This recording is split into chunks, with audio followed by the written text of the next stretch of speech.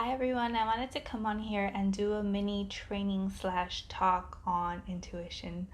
I see a lot of content and guidance out there that talks about listening to your intuition, following your intuition, letting your intuition guide you. And I know that in my general readings or even personal readings, that comes up a lot. Like, really trust your intuition on this. But what does that really mean? I know that for some of us that are newcomers or might be new into operating from a space of intuition versus just logic, this might still be a little bit mysterious. And intuition is something that is very both complex and yet very simple. So I wanted to start a gentle conversation to get you aware of your intuition very much in the way that it was introduced to me. So I was asked one question, and I'm asking you now, and it is, how would you explain what intuition is to a child of about 4 or 5 years old? How would you explain what intuition is to a child of about 4 or 5 years old? So I want you to go ahead and either pause this video or answer that question to yourself out loud or in your mind, of course. But make sure that you get an answer or that you answer it before you keep watching. All right, so there are three main types of ways to connect to our intuition. And so a very common one, or one that I hear about often, is intuition is something of a feeling.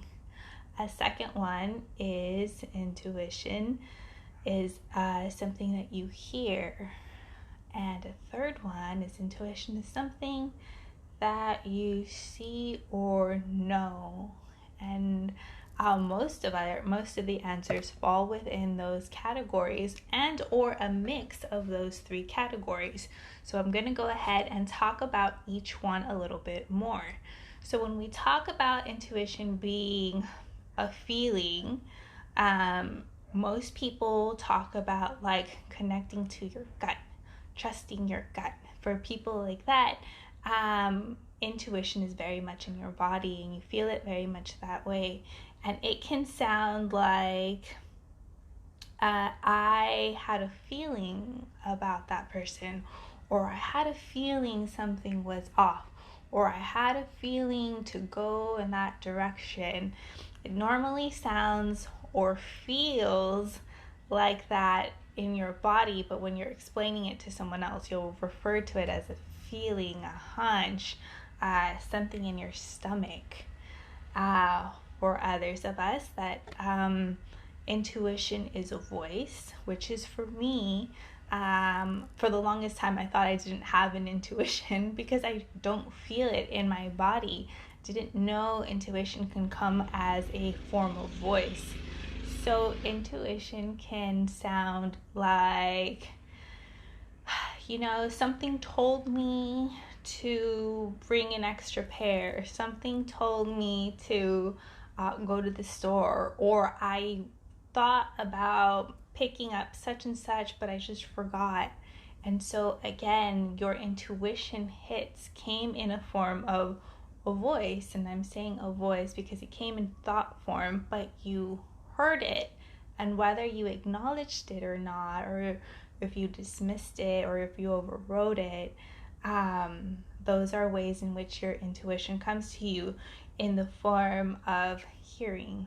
And then the third one is where you see it or you know it. And some of us very much can actually have like hits of intuition where you see an image, or where you just knew what someone was going to say, or you just knew what someone was going to ask, or you just knew what to do in a certain situation. And so for those of us, it might come in that form.